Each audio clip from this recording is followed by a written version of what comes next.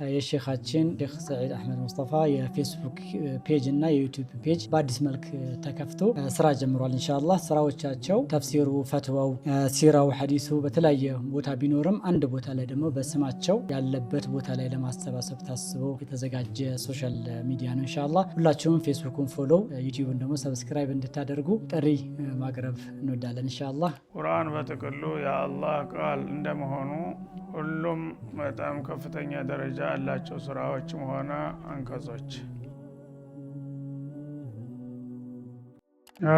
በጥፍ ማለት ያው ሶላት ውስጥ አዘወት ቀን ያለ ምክንያት አይሆንም። ግን ወስዋስ በሚያጠቃው ጊዜ ወደ ግራ ጥፍ አውዝ ቢላሂ ላሽ በግራ በኩል ጥፍ በሉ የሚል ሐዲስ ስለመጣ ሐዲሱ ያው ፈቅዷል ማለት ነው።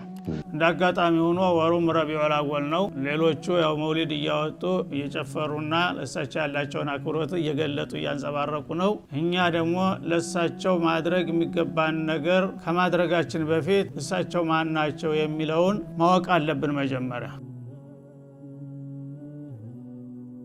እያወቅና በስራ ላይ እየተረጎምነው በይን ቁጥር አላህ ደግሞ የበለጠ እንደሚጨምርልን ቃል ገብቷል ማለት ነው። ጌታ መመሪያ ልኮላቸዋል። መርከብ ይሄ መርከብ ላይ የተሳፈረ ጀነተል ፊርደውስ ይደርሳል ብሎ ነው አላህ የላከው ማለት ነው።